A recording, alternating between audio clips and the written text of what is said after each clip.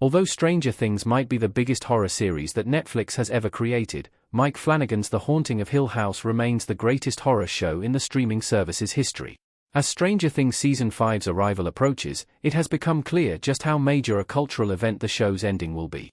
Stranger Things became an overnight sensation when the series first began in summer 2016, but even then, viewers couldn't have predicted just how uniquely massive the show's pop culture footprint would be.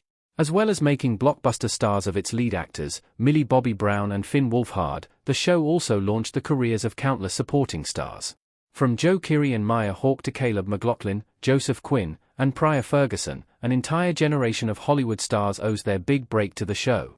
Unfortunately, Stranger Things Season 5's limited runtime means the show will likely struggle to give all its beloved characters an appropriate send-off. This was not an issue for Netflix's best horror show ever, a miniseries that was released only 2 years after Stranger Things Season 1 arrived on the streaming service. This self-contained show was a critical hit but never became as much of a mainstream crossover success as Stranger Things, although it remains the service's best horror show so far. The Haunting of Hill House is Netflix's best horror show yet, image courtesy of Everett Collections.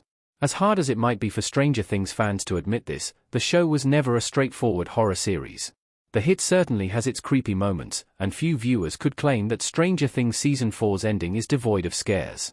However, for every terrifying sequence, there are also elements of sci-fi, teen drama, and comedic relief.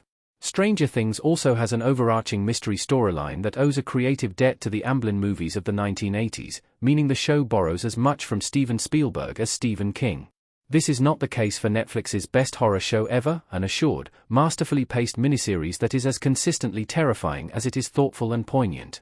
Writer-director Mike Flanagan's The Haunting of Hill House follows 2 generations of the Crane family, a set of estranged siblings haunted by the strange, seemingly paranormal events of their shared youth.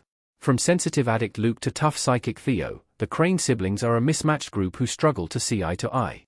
When a tragic, untimely death brings them back together, the Crane family must reinvestigate their traumatic childhood and get to the bottom of their mother's mysterious fate years earlier.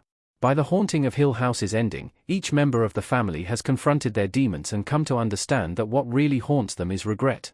This might sound like a cop-out, and, indeed, there are some moments when The Haunting of Hill House feels more like a superb reimagining of 6 Feet Under than a horror series.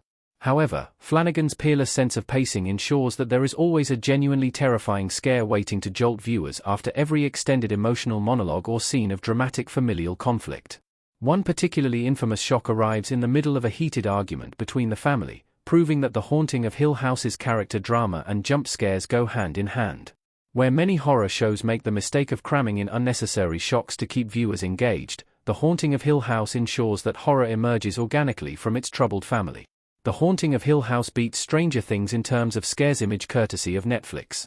Knotting the tangled web of the Cranes takes up much of the show's runtime, much like Flanagan's later underrated Poe adaptation, The Fall of the House of Usher, which spent most of its limited run setting up the awful fate of each supporting character.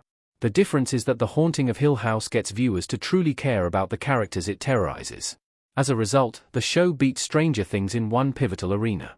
Where Stranger Things incorporates horror tropes for occasional scares, terror is woven into the fabric of The Haunting of Hill House's storyline. While Stranger Things reserves its nastiest deaths for comparatively minor supporting characters, Flanagan's show hands its worst horrors to the show's main characters. The Haunting of Hill House's self-contained story was less messy than Stranger Things.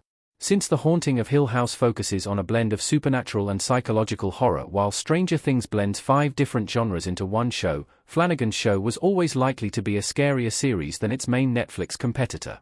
After all, Stranger Things simply isn't a traditional horror show. However, The Haunting of Hill House also outclassed the Netflix phenomenon in another arena, and it is one that allowed all of Mike Flanagan's TV shows to shine during his time at Netflix. The Haunting of Hill House's self-contained story means that the horror show featured a satisfying ending, whereas the sprawling, ever-growing scope of Stranger Things deprived viewers of closure.